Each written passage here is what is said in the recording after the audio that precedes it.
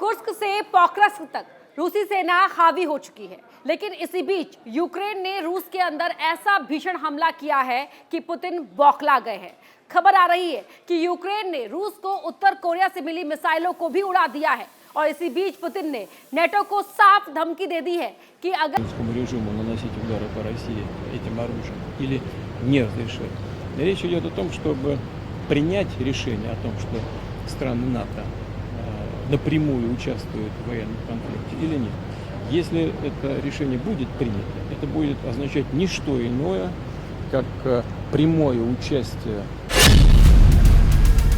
लंबी दूरी की मिसाइल से रूस पर हमले की तैयारी।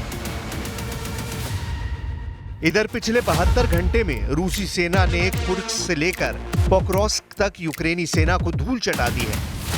रूसी सेना का दावा है कि उसने कुर्स्क में 1000 वर्ग किलोमीटर इलाके पर कब्जा कर लिया है। ऐसे हालात में ही रूस के राष्ट्रपति व्लादिमीर पुतिन ने अमेरिका समेत नेटो देशों को बड़ी चेतावनी दी है।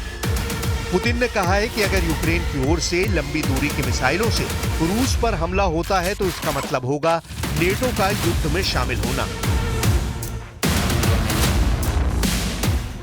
पुतिन ने कहा है कि अगर नेटो इस युद्ध में शामिल होता है तो रूस की ओर से भयंकर जवाब दिया जाएगा। हम आपको बता दें कि पुतिन को उत्तर कोरिया और ईरान से घातक मिसाइलें मिलने के बाद से ज़ेलेंस्की नेटो देशों से लंबी दूरी की मिसाइलें मांग रहे हैं। हाल ही में जब रूस को ईरान से 200 बैलिस्टिक मिसाइलों के मिलने की खबरें आईं, तो माना जाने लगा कि यूक्रेन को लंबी दूरी की मिसाइलें नेटो से मिलने जा रही हैं। इधर रूसी सेना को एक बड़ा झटका लगा है। यूक्रेन का दावा है कि उसने 48 घंटे के अंदर रूसी सेना को भारी नुकसान पहुंचाया है। रिपोर्ट्स के मुताबिक यूक्रेन सेना ने उत्तर कोरिया के हथियारों और मिसाइलों से भरे एक रूसी मिसाइल डिपो पर हमला किया है। दावा किया गया है कि गोला बारूद और मिसाइलों से भरे डिपो को यूक्रेनी सेना ने तबाह कर डाला है। यूक्रेनी सेना का यह हमला वोरोनिश क्षेत्र के सोल्तेस्को में एक गोला बारूद डिपो पर हुआ है। इस हथियार डिपो में रूस को उत्तर कोरिया से मिली मिसाइलें रखी थी, जो तबाह हो चुकी हैं। यूक्रेनी सीमा से 110 मील दूर वोरोनिश में यूक्रेनी हमला हुआ है। वहीं दूसरी तरफ जवाब में रूस ने पूर्वी यूक्रेन के डोनेस्क में अपनी तोपों से हमला किया है, जिसमें रेड क्रॉस के 3 कर्मचारी मारे गए हैं। इधर यूक्रेनी सेना ने दावा किया है कि उसने रूस के पिछले 24 घंटे में 1270 सैनिकों को मार डाला है, जबकि 73 तोपखानों को तबाह कर दिया है। यहां तक कि एक रूसी जेट को नष्ट करने का भी दावा किया गया है। वहीं दूसरी तरफ रूस ने कुर्स्क से लेकर पोक्रोस्क तक खूनी गदर मचा रखा है। हालात ये हो गए हैं कि जहां रूसी सेना के हमलों की वजह से कुर्स्क से यूक्रेनी सेना भागने को मजबूर हो रही है, तो वहीं दूसरी तरफ पोक्रोस्क से सिर्फ 8 किलोमीटर दूर रूस और यूक्रेन की सेना के बीच जंग चल रही है। कुर्स्क में जहां रूसी सेना ने यूक्रेनी सेना को 10 मोर्चों से भगा दिया है, तो वहीं पोक्रोस्क में यूक्रेनी सेना बुरी तरह से हार रही है। पोक्रोस्क रणनीतिक रूप से यूक्रेन के लिए बेहद अहम शहर है, लेकिन अब रूस किसी भी वक्त पोक्रोस्क पर कब्जा कर सकता है। यूक्रेन अमेरिका और पश्चिमी देशों से लगातार मांग कर रहा है कि उसे रूस के सैन्य ठिकानों पर हमला करने के लिए लंबी दूरी की मिसाइलों की जरूरत है। कुछ मीडिया रिपोर्ट्स में दावा किया गया है कि अमेरिका और ब्रिटेन मिलकर यूक्रेन को एमराम मिसाइल सिस्टम देने जा रहे हैं। इधर जब से पुतिन को पता चला है कि यूक्रेन को नेटो देश लंबी दूरी की घातक मिसाइलें देने जा रहे हैं, उसके बाद से पुतिन ने नेटो के खिलाफ ही मोर्चा खोल दिया है। पुतिन ने कहा कि यूक्रेन और पश्चिमी देश तथ्यों को घुमा फिरा कर पेश करने की कोशिश कर रहे हैं। पुतिन ने साफ कहा कि कीव शासन को रूसी क्षेत्र पर हमले करने की अनुमति दी जाती है या नहीं, बल्कि सवाल यह है कि क्या नेटो इस जंग में सीधे तौर पर शामिल होगा। पुतिन ने दावा किया है कि इस तरह के हथियारों का इस्तेमाल करने में यूक्रेन की सेना सक्षम नहीं है, क्योंकि इन हथियारों का इस्तेमाल करने के लिए सैटेलाइट के जरिए खुफिया जानकारी की जरूरत होगी, जो कि यूक्रेन के पास नहीं है। ऐसे हालात में केवल यूरोपियन यूनियन और अमेरिकी सैटेलाइट ही इस तरह की जानकारी दे सकते हैं। ऐसे में अगर यूक्रेन की ओर से लंबी दूरी की मिसाइलों से रूस पर हमला होता है, तो साफ तौर पर यह माना जाएगा कि नेटो इस संघर्ष में सीधे तौर पर शामिल हो गया है। और अगर ऐसा होता है तो इससे जंग पूरी तरह से बदल जाएगी। पुतिन ने कहा कि अगर नेटो देश यूक्रेन को लंबी दूरी की मिसाइलें देते हैं और उससे रूस पर हमला होता है तो ये माना जाएगा कि वो रूस के साथ सीधे तौर पर जंग कर रहे हैं और ऐसे हालात में रूस नेटो से सीधी और बड़ी जंग जरूर करेगा।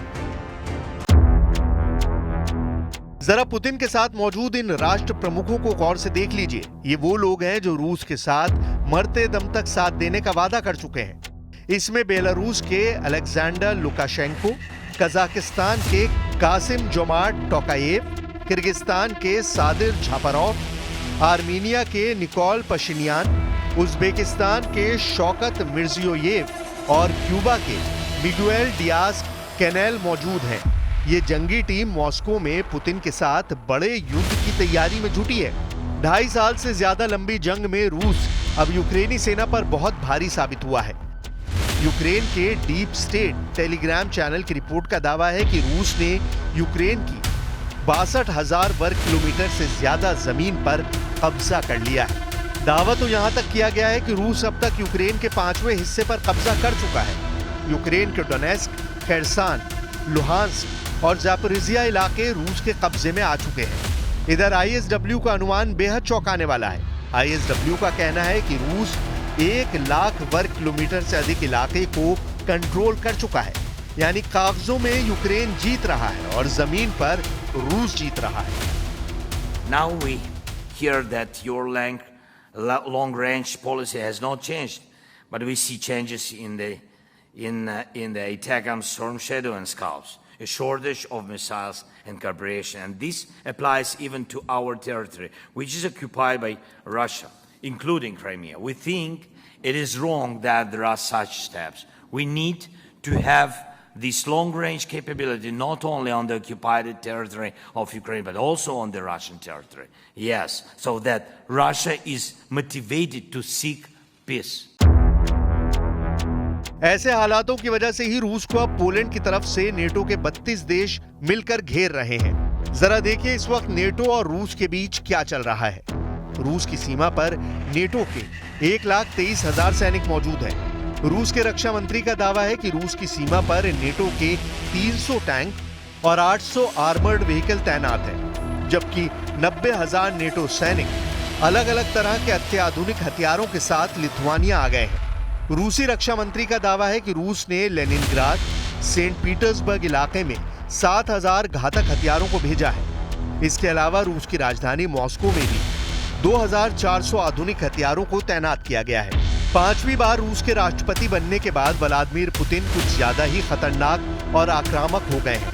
पुतिन के तेवर और बॉडी लैंग्वेज आज ऐसी हो चुकी है जिसे देखकर साफ लगता है कि वो रत्ती भर ना तो अमेरिका की परवाह कर रहे हैं और ना ही 32 देशों से बने नेटो से जरा भी डर रहे हैं।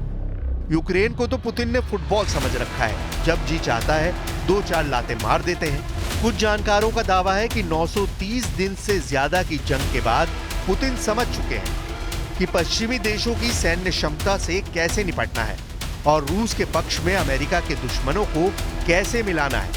यही वजह है कि रूस आने वाले दिनों में यूक्रेन से लेकर यूरोप तक अपने मिशन को जरूर पूरा करेगा।